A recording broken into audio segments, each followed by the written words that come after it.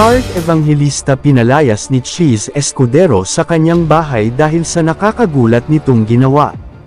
Hindi naman daw pinalayas ngunit umalis ng kusa si Heart Evangelista sa bahay ni Cheese sapagkat alam naman ng lahat na merong career si Heart internationally at pansamantala lang naman ito hanggat may work si Heart sa ibang bansa.